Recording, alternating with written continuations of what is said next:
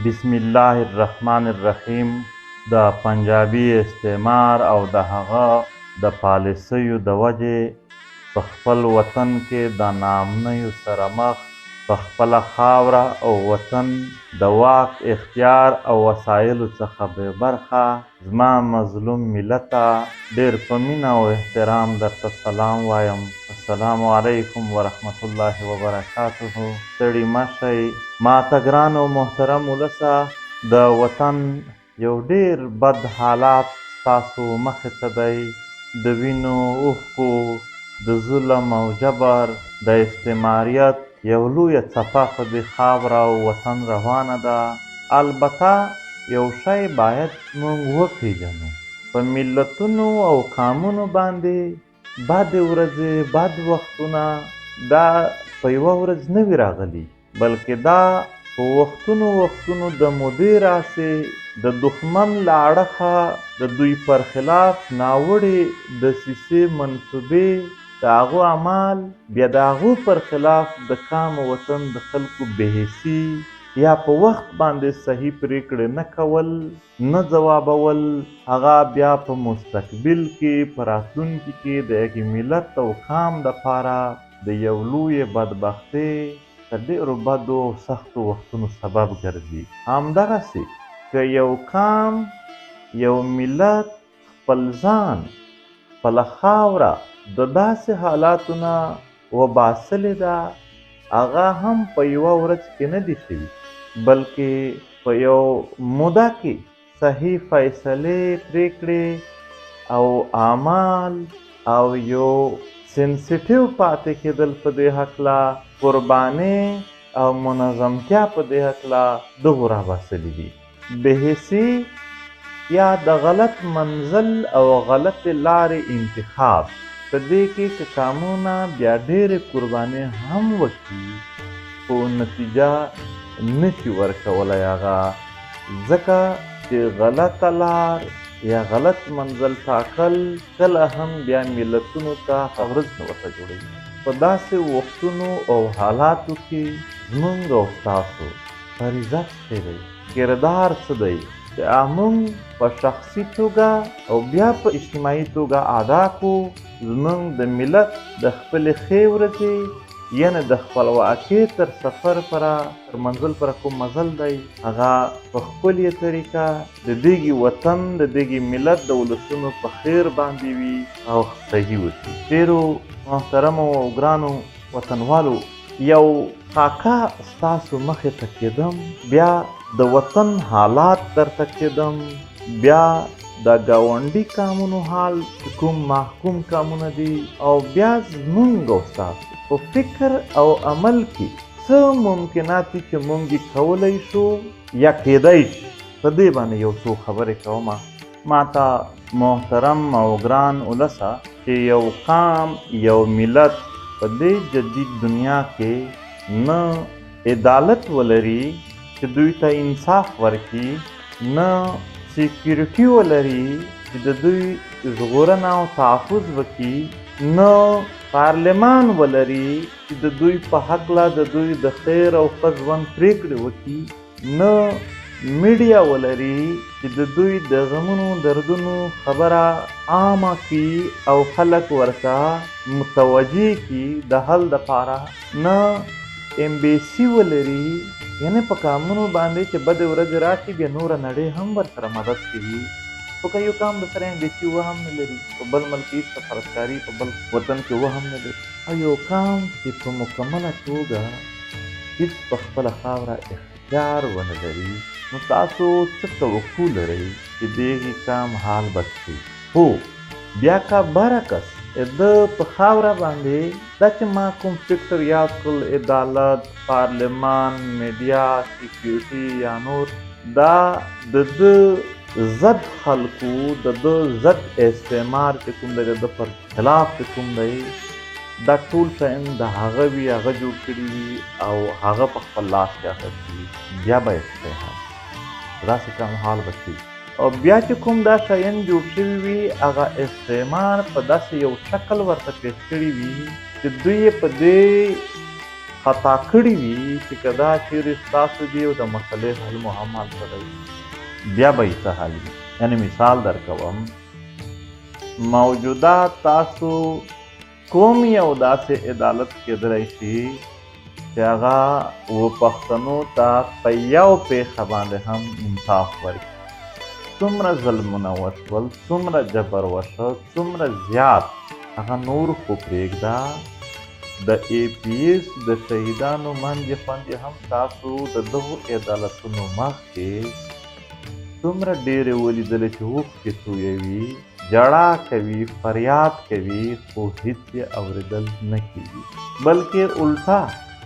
عام د دغو پښتنو د وهلو، ټکولو، بندي کولو دپاره بیا دا عدالتونه، دا نظام موجود دی. پارلمان په دې خاوره، یعنې موجوده پارلمانونه په یو شکل کې هم تا ته یا ستا د وطن د حالاتو د جوړولو هېڅ یو فیصد هم په دوی کې څه ویني. مرکز دی وفاق، بیا صوبایي حکومت خو اوس په دې ټولو حالاتو کې مونږ ګورو چې هغه ډېر زیات هم ښه کول غواړي یا پیاوړتوب کول غواړي. آیا دومره وي چې یو ځای کې عام ولسونه په ډېره بېدردي شهیدان شوي وي، دوی دعا کول، یعنې یوازې دعا وکړي، تر دې پورته یې څه حیثیت لري. که سیکیورټي یادوئ نو دغه سیکیورټي خو دا پرېږده چې ستا تحفظ وکړي، هغه خو ستا د وهلو، د مړولو، د وژلو په خپله بیا د هغې دپاره د مسلح تنظیمونو ساتلي دي چې هغه دوی د ډیت سپاټ په طور استعمالوي د ځان دپاره او تاسو پرې وژني. بیا که دلته میډیا وګورو، تا په خاوره په پښتونخوا کې که پارلمانونه موجود دي، که عدالتونه موجود دي، که فوجونه او سیکیورټي سیستم موجود دی، خو ورسره میډیا دفترونه به مو هم ښه ډېر لیدلي وي، ګاډي بیا ګرځي چیرې ستاسو دا ظلم او جبر چیرته ته کوریج ورکړی دی؟ نه، کله هم. یا په نړۍ کې دغه د پاکستان په نام یاد ملک کې دوی وایي چې دا د پښتنو مونږ خیرخوا یو، دوی چیرې دا خیرخواهي تاسو په نړۍ کې لیدلې ده؟ دغه اوس کوم ظلم جبر روان دی، دوی د دغې پر خلاف نیت خبره کوي، نه هغه الټا ورته وایي ظلم جبر ستا نه دی. دا پرېږده چې دغو خلکو دغو ټول نظام یو خیرخواهي کړې وای یا نه کوله، نه کولی هم دا دومره غټه مسله، بلکې الټا ستا د وطن تباهي او بربادي کې 100% منصوبه بندي دوی درته جوړوي. یعنې که عام ولسونه راووځي، احتجاج کوي، نو احتجاج معنا دا ده چې یو چا ته جړا او فریاد کوم. دلته که ته جړا او فریاد وکړې، هلته میټینګ دوی دغه نظام دا پنجابي استعمار نظام دی، دا بیا په هغه نه پس ستا د هغې احتجاج نه پس دې ته نه راجمع کېږي، دې ته نه راټولېږي چې ستا مسله څنګه حل کړم، بلکې دې ته میټینګ کوي چې دا چا احتجاج کړی دی دا څنګه وټکوم، دا څنګه ووهم، څنګه یې غلی کړم، څنګه یې مړ کړم. نو په داسې حالاتو کې د داسې یو نظام لاندې ژوند تېرول ته خپل خلک ورکول، تاسو اندازه څه ده چې نن خو یې دا حالات دي، سبا چې کوم راتلونکی ژوند دی د دغو ولسونو هغه به څه وي؟ د ښه توقع لرئ؟ هېڅکله هم نه. یو انسان چې ضمیر لري، یو ژوندی ضمیر لري، هغه که خپل په خپل وجود یې نه دیري، دا هغه ظلم نه تېرېږي،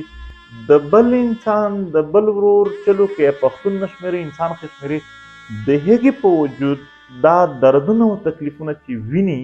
د ضمیر به دا نه برداشت کوي که ضمیر یې ژوندی وي چې دغه یو ښه ژوندی یادېږي، راتلونکی به هم ښه وي.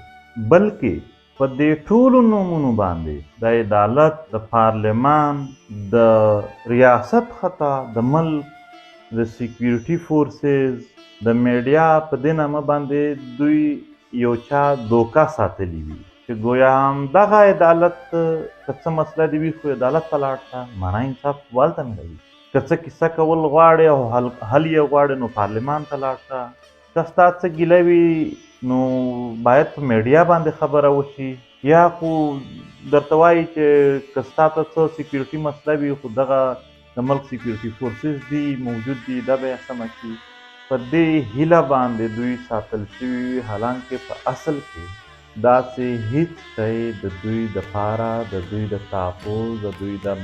غږ د پورته کولو د دوی په باره کې یو ښه مشوره او عمل رامنځته کولو یا د دوی د عدالتونو انصاف لپاره هیڅ شی موجود نه وي خو یو څوک یې په دې هیله کې ساتي او هغه شعور نه ورکوي چې دا خلک د دغې تباهۍ او بربادۍ نه د ځان باسلو دپاره هو صحیح ده چې یو مشکله لاره به وي یو تکلیفونه او قربانۍ به وي پکې خو کم څه کم یوه ورځ خو به د دې مشکلاتو د دې ګند نه ووځي یو ښکلي ژوند ته خو به سم شي ته لږ دا اوسني حالات زه یوازې د 2 اونیو 2 ویکس حالات درته بیانوم ته یوازې اندازه وکړه چې څومره ماشومان څومره زنانه څومره سپین ږیري څومره ځوانان شهیدان شول څومره ارمانونه د خاورو سره خاورې شول څومره زخمیان وشول څومره د دوی معاشي قتل عام وشو یوازې د 2 اونیو دا اوس خبره کوم درته خبر یې شوه نارت وزیرستان دروزم دا یو سیمه ده دا په مکمله توګه بازارونه ختم شول خلک پکې یعنی بلها ډرون کاټ کفتر ماټر شهیدان او زخمیان وشول د دوی چې کوم هلته مارکیټ و دروزم ده بازار دا بازار مکمل ختم شوی دغې دلته د 1500 کورونو معاش چلېده هله منځه لاړلو خو دا معاش په اسانه نه جوړیږي یعنی رسول الرحمن د شیر الله د عمرونه په عربو ملکونو په خاوره باندې په مزدورۍ کې تیر کړي هلته د په کلي کې ځان ته یو مارکیټ او پمپ جوړ کړي او ته راشه ځنډنګ یې کړه د ټول عمر خوارۍ او مزدورۍ د خاورو سره خاورې کورونه بلها کورونه یې ړنګ کړل جوماتونه یې ړنګ کړل هلته یو سکول و په شوه کې شوال ماډل سکول شوال یا شوال پبلک سکول او کالج 3000 سټوډنټو هغه سکول او کالج دا فوجان د پاکستان راغلل ړنګ یې کړو او بیا یې خپل ونیولو د 3000 ماشومانو مستقبل تیاره شو حالات څنګه پیدا کیږي کیسه څه شی وه کیسه دا وه چې هلته د ګیسو ګاز چې کوم دی د هغو یو کویا یې ووتل هغه چې ووتلو درېیمه ورځ دلته طالبان راغلل هغه کله د یو ځای نه فایرینګ ور وکړه کله د بل ځای نه فایرینګ ور وکړه او فوج ته جواز جوړ فوج ته دلیل او جواز جوړ شو اوس دا کلی دا د ګیس الریډي هلته په شوه کې ګیس کمپنۍ ماړی کمپنۍ دغه موجودې دي نور ځایونه یې نیولي همدغه علاقه پاتې وه دا هم پسې مکمله توګه باندې خلک وباسل داسې نه وباسي داسې یې وباسي اوس خو دا کورونه داسې ورړنګوي هغه یورپ چې څه یو پالیسي وه په پخوا کلونیل دور کې سټریچ پالیسي وه که سټریچ هم وه تا نه هیره ده یعنې معنا دوی داسې د کورونه ورکړي چې بیرته دوی د آبادولو یا بیرته ورته راکک چې کوم دی چې د هغې فکر یې هم نه وشي دلیل او جواز ورته په دې جوړېږي چې دې ځای نه فایرینګ راباندې او هغه هم یو فایر پرې وکړي او منډه کې لاړ شي د کلي د منځ دومره جنګ دی ټوټل جنګ د دوی په منځ کې وو نه د فوج کیله ړنګه نه د دوی ځای ړنګ خو د ولسونو کورونه او مارکیټونه ړنګ او کوم ځای کې یو وسایلو په هغه قبضه وشوه همدغه حال په تیرا کې وشو همدغه حال په سنټرل کورم کې وشو او هغه ولسونه او هغه خلک چې سبا راپورته شي خپل غږ پورته کوي وایي چې غدار دي ایجنټ دي که هغه یې که دغه یې میډیا لري پرېږده پنجابی میډیا د پښتنو ول وګوره هغه څه دي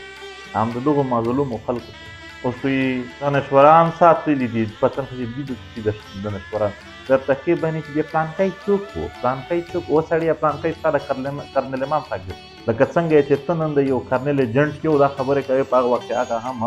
ټرینینګونه یې دغه ځای نه اخیستلی و نو